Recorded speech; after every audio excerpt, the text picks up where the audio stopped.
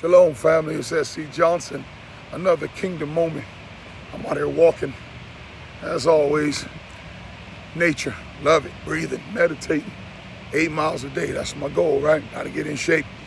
And I was sitting here thinking, who told you that? Whose voice was that said that you wouldn't make it, that you wouldn't amount to anything? I mean, who told you that? Voices bring choices. Voices plural, choices plural. You know what confusion is? When you have two or more voices speaking differently.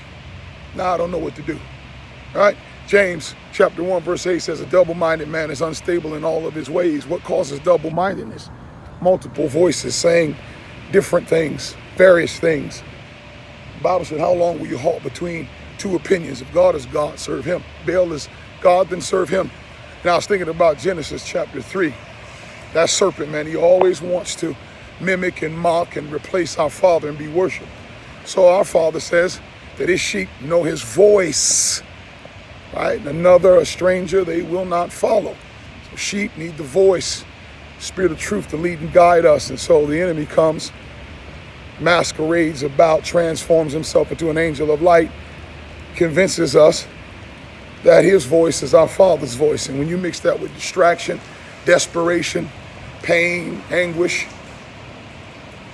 trying to hear from the Most High to get direction, frustration, sometimes that voice of a serpent might seem like our Father. Genesis chapter 3, y'all know 5, 6, 7th verse of Genesis 3, how that serpent, he was most subtle beast of the field, which the Lord thy God made. But in verse 5, he told Eve, he said, listen, he showed her, did God say? What did God say? Did God say? He put that reasonable doubt in her. He said, you're not going to die. God said that you eat of the tree of the knowledge of good and evil, you shall surely die. He lied. He said, you won't die. He said, God knows. Verse 5, he says that when you eat thereof, boom, your eyes will open up. You'll be as God. How so? You'll know good and evil. And so the Bible said that the woman Eve, when she looked at the fruit, not no pear or apple tree, but when she looked at the tree of the knowledge of good and evil, when she saw that it was good for food, that's the lust of the flesh, right?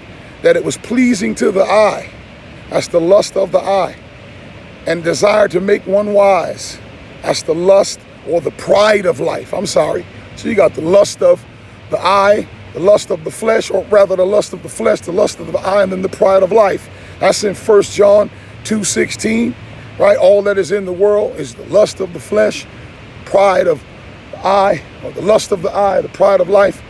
And we understand that this isn't from the Father.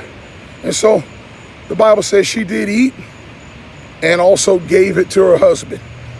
Later down in verse number 8, the Father comes in the cool of the day checking on Adam and Eve. Firstly, he says, Adam, where are you? Holding him accountable. But when they started talking about, hey, we made some fig trees to cover ourselves, we realized we were naked. You know what y'all said? Who told you you were naked?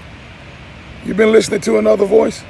Who told you you were going to die? Who told you you were going to lose? Who told you witchcraft had a power over your life greater than a sovereign God? Who told you that you couldn't make it? Who told you you were broke?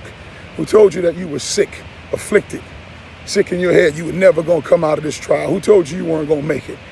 Who told you and robbed you and stole the very essence of the calling of Yah on your life?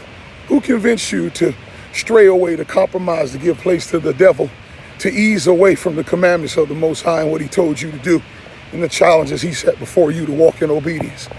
Who told you you were less than? Yeah, voices bring choices. And you need to tell the devil, yeah, I recognize your voice.